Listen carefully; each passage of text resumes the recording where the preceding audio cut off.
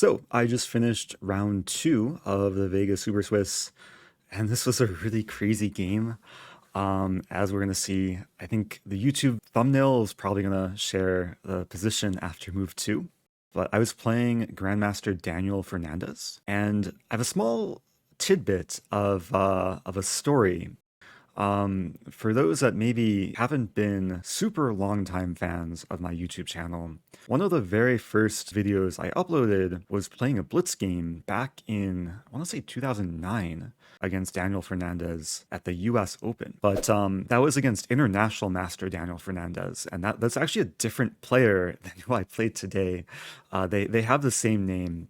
So part of the challenge in playing Daniel Fernandez was actually figuring out which games is his and which are the other Daniel Fernandez. But I was able to tell based on his country because he represents England. And yeah, I did a little bit of preparation, although it was very difficult to prepare for him because he plays pretty much everything. Like he's had so many games with e4 and d4 and c4 and knight f3, and within each of these moves he plays pretty much every line.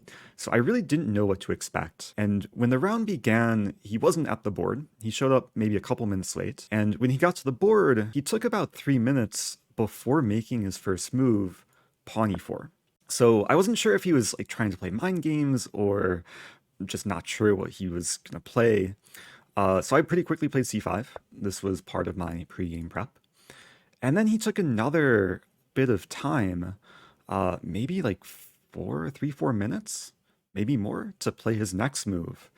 And his next move is like almost a novelty. I don't think it's ever been played by a Grandmaster before. Pawn to h4. And this is just looking like a complete beginner move. Like, what is this idea? And I wasn't sure if it was like pre-game prep on his part and he was trying to psych me out, if he was inventing this over the board, if maybe he had a little bit too much fun in Vegas and somehow it got to him and he decided to not control his impulses. But I was happy to see this because it guarantees kind of an interesting opening battle and a fun story to tell. And I had a few thoughts after seeing this move. First of all, a few days ago, I did this whole beginner bot speedrun on chess.com. I'll link somewhere for the YouTube video. But against all the beginner bots, they were just randomly throwing in like h4 and a4 in opening positions. So I thought that prepared me for this game. But then the other thought is that h4 isn't like a really useful move, at least so early on. So it's essentially like a reverse English opening with h4 included. And I was trying to figure out the best way to develop while trying to make it so h4 is not so useful. Because usually in the English, very often you'll fianchetto the kingside bishop, like g6, bishop, g7, but then that would walk into pawn h5. So I went for a different development setup, starting with knight to c6, and he played bishop to b5. And here I played queen to b6. And I was in a little bit of prep. Obviously, I didn't prepare this exact position, but I knew the ideas because this is a line I play as white without the inclusion of the h-pawn move. And I actually played this line several years ago, back in 2011. It was a final round of the K-12 National Championships. And I was playing the top seed on board 1. At the time, it was International Master Mark Tyler Arnold. And I beat him with this queen b3 move. So just reverse version. And it was a really nice game. And the idea of this move is I hit the bishop and I want to avoid double pawns. So if bishop takes c6, I can take with the queen. And then he plays pawn to a4. So I couldn't help like silently laughing to myself because I would not have imagined a grandmaster playing h4 and a4 within the first 4 moves of the game. And this is known as a crab when you play both flank pawn moves, because the crab likes to pinch, I guess, from the sides.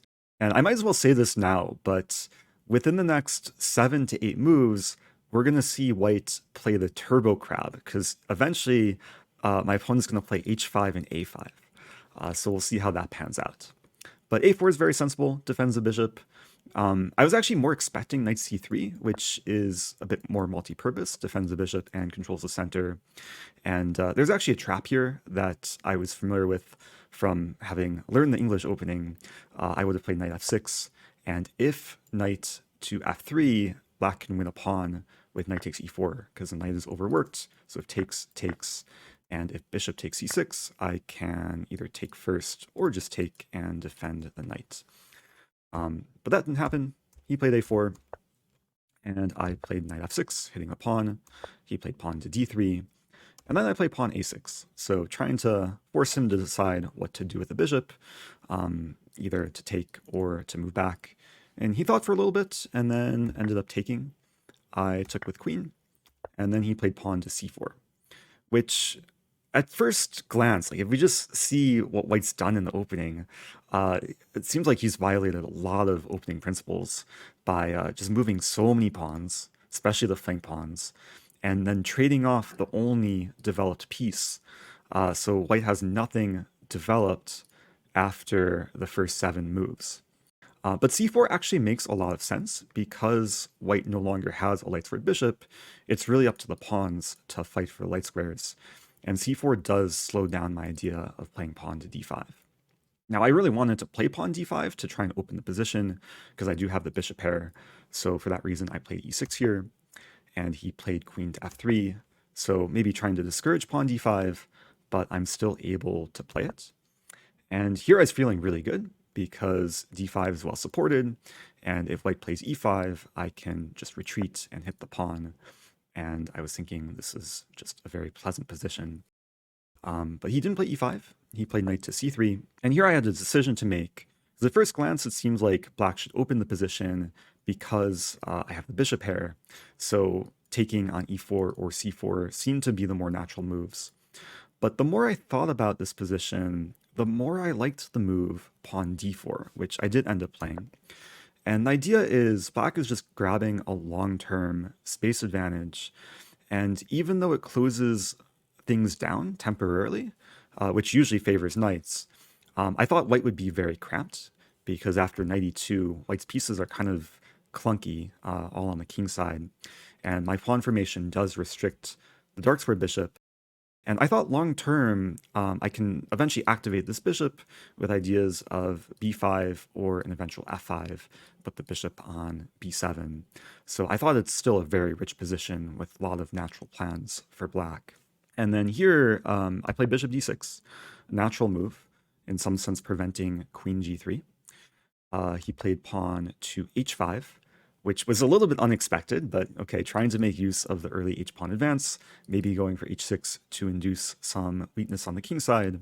So I played knight d7, essentially removing the knight as a target on the king side. And I thought this was a nice multi-purpose move, because now if he plays h6, I can safely play g6 and not worry about the queen hitting the knight. And then on top of that, I'm preparing some ideas of f5, at least unleashing the f-pawn. And I'm also having ideas of knight e5 to hit the queen and the pawn on d3, which is a potential weakness in white's position. And then he plays pawn a5. So rather than developing just trying to grab space with the flank pawns, and it's hard to punish such a strategy because the center is closed. White's essentially taking time to grab space on the sides. And I really tried to exploit this as best as possible. And here I play pawn to b5, which aims to open the b file one way or another. White can capture this pawn 2 different ways. He took en passant, which I did not overlook. I took back with queen. And another thing I didn't overlook here is it looks like white has a tactic, pawn e5, hitting the bishop and the rook. But this would actually be a big mistake for white, because after bishop e7, I save the rook, I hit the queen, and then e5 is hanging. Queen g4 hitting this pawn, I would take and defend the pawn. So instead of playing pawn e5, he played queen to h3. So at first this looks a little bit strange, because what is a white queen doing on the edge of the board? But it is getting out of the way of the f-pawn and the knight, so white has ideas of f4 and knight f3, and just completing kingside development. And here I began smelling some blood. Like I was really sensing that black can pounce in the position. And I started with the move queen b4, which essentially takes away white's casting rights. Bishop d2 isn't really playable because then I take the pawn, hit the rook, and then my a-pawn in many lines is ready to bolt down the board. So it essentially forced king f1, and I take away white's casting rights. And in this position, I took a bit of time because the move I initially wanted to play, probably what I should have played, was queen to b3. And this is actually a mate in one threat. I'm threatening queen d1 checkmate. But the reason why I didn't go for this is because white can play the move f4, and after queen d1, king f2, I didn't quite see a way to just maximize the initiative here for black. And white's ready to play, maybe not knight f3 right away, because the d-pawn is hanging, but something like rook a3, and then eventually knight to f3. And I thought my queen would be a little bit awkward, so deep in white's territory, without too many other pieces really helping out. So after a bit of a think, I thought that it's a more practical approach to try and just bust open the center when white is a little bit still lagging behind in development. And I played the move pawn to f5. And this turned out to be a pretty bad move. Because even though it seems logical for black to try and open the center, I'm also a little bit underdeveloped, and my king is a potential target on e8. So probably what I should have done was been a bit more patient, maybe play queen b3, castle, and then later play pawn f5. But after I play pawn f5, he found a really strong response. It's to start with taking, and after takes, what I had mainly calculated was if white takes on f5, then I have a nice move, knight e5, hitting the queen.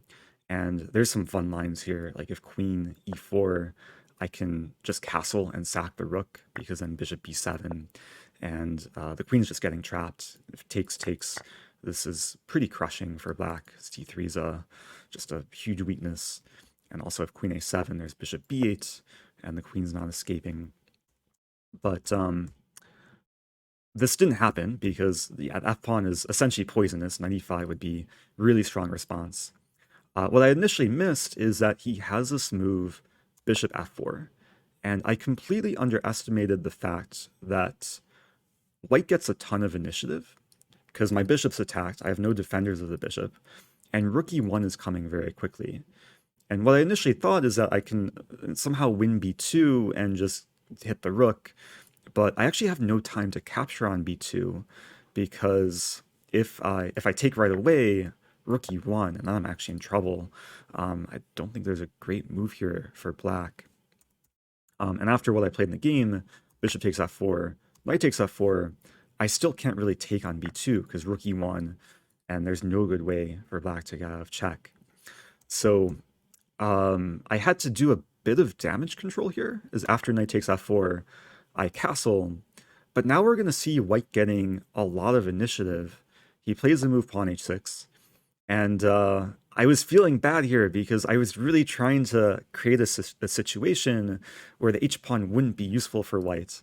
And now it's one of white's main attackers just about to tear apart my kingside if I'm not careful.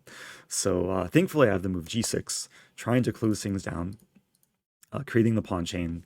And even though g7 is a pretty big hole, and if queen lands on g7, it would be checkmate, it is hard for white to get the queen here so soon. But then he finds a strong move, queen to g3. And this move creates a threat of knight takes g6. And it also creates an awkward situation for me to try and defend, because if I allow knight takes g6, then imagine takes, mate is coming. And if I play the move rook f6, then there's rook e1, and yeah, rook e8 ideas. It just seems very, very unpleasant. Not to mention knight d5 is a fork, so yeah, this would not be good for black. So eventually I decided on knight e5, which defends the pawn and aims to get the knight to g4, where it can block the queen along the g-file. But then he keeps initiative with rook e1, and after knight to g4, he played a move which I just completely overlooked. And I think, like, when we got to this position, I just assumed that everything is covered on the king side. But then when he played his next move, I realized I might be in like really big trouble. Knight takes g6. And usually when a grandmaster plays such a move, you know that something is a a little bit wrong. So the knight is sacrificing itself essentially to make way for the queen along this diagonal. And I thought for a while here, and I realized I don't really have anything better than to take the knight. And after I took the knight, I actually thought I was still surviving. So he played the move I expected, queen to d6. And here white has two threats. Queen takes g6, which is a simple maiden two threat. King h8, queen g7, checkmate. And white's also threatening pawn h7 to chase the king away from defending the rook. So when I calculated this variation, I thought I had a move to just save everything. Let's move rook to a7. And there's a line here I want to show because when I played this move, I thought maybe he overlooked a really cool idea further down in one of the lines. Is at first, it looks like white can play h7 to, again, just try and win the rook. I should mention after queen g6, king h8, I'm pretty sure black is surviving here because the rook is just a key defensive player guarding the 7th rank. But in the event of pawn h7, at first it looks like black is just losing a lot of material, as after takes, the king is overworked, and then takes. And I had calculated this line and saw that there's a saving resource for black, knight h2 check. Given the rook is no longer on the h-file, this is actually a really nice resource, forcing king e2, and then at the very least, black has a draw here, because knight prevents the king from running to the king side, has to move to d1, and then I have some perpetual. Maybe I could play for a win. Yeah, actually the engine is saying black is better, but now it's saying it's a draw. So yeah, it's only black who can maybe try and win this. So I was excited when I saw this line, but to my horror, there's a different move for white after rook a7. White does not need to cash in right away, but there's a move rook to e7. And I actually realized this shortly after I played this move. And when this came on the board, I realized I'm in very big trouble because if I take, then queen takes, and my pieces are just not in any shape to defend. White's threatening this, and if I play this, there's pawn h7, and just everything is crumbling for black. So rook e7 happened, and I realized I have nothing better than to sacrifice my queen. And I was actually wearing my Oh No My Queen hoodie, but same design. Merch command in the description if you want to get some merch. I'll probably have a Vegas coupon code. So if you want to save on merch, use coupon code Vegas. You'll save some percentage off. But yeah, this Oh No My Queen moment happened after I played queen to b6, which I thought is only move to just try and fight and keep the game going. Because I do defend the this g6 pawn through x-ray vision, and after queen takes b6, which he played, at the very least I win the rook, and I also have a bishop for the queen. The problem here is I just have a lot of pawns falling. But when I went into this line, I thought that after queen takes g6, king h8, maybe there's some counterplay to play rook f e8 and then try and checkmate. But he played a very accurate move. Rather than taking on g6, he snagged the pawn on c5. And then d4 is attacked, and my rook is attacked. And after I play rook f e8, threatening maiden 1, he saw the threat and just played knight f3. And at this point, there's really no counterplay for black. And my d-pawn is falling. Not to mention, white still has a massive attack on the king side. So I played a few more moves, bishop b7, h7, king h8, queen takes d4, rook g7. Now there's no more battery, so my hope is running out. He played knight g5, threatening very devastating, kind of smothered mate in the corner. So I played knight e5, breaking the pin. And then he plays pawn f4, and here it's just about over, because if my knight moves really anywhere, then knight f7 is checkmate. My rook is pinned, and the h-pawn that moves on move 2 has become a very powerful force in the position. So I played rook d7 here, And after queen c3, rook takes d3, there's just not enough counterplay because he plays knight f7, king g7, and then h8 queen. And I thought this is a fitting finish given that his h-pawn, which looked very ridiculous on the second move, this h4 move, the h-pawn turned out to be unstoppable and turned into a queen. Even though both queens are hanging for white, I don't have a queen of my own, and I resigned here. And it was a sad finish, especially because I think I was in very good control earlier in the game. I think the turning point was when I played this pawn f5 move. I just underestimated White's chances to get a huge initiative, and credit to my opponent. He really pounced on it, and his creativity of moving his h and a pawn so early in the game, it did pay off. So what to do? It's still a fun game. I'm not too disappointed. There's still, what, 7 more rounds to play, and the next game starts in less than 2 hours. So I'm going to wrap it up here, try and find some food to eat. I do want to note that this game was being broadcast live on my Twitch channel with commentary from Jonathan Trentz. I do appreciate everyone tuning in. I did hop on call with him at the very end of the stream to give my thoughts. But definitely tune in to his commentary. He'll be commentating the morning games of each day. So it's 11 a.m. Pacific for the next, I believe, 4 days. So yeah, thanks so much for watching. If you have questions or comments, leave them below. Don't forget to get merch and subscribe, and I'll see you guys in the next recap.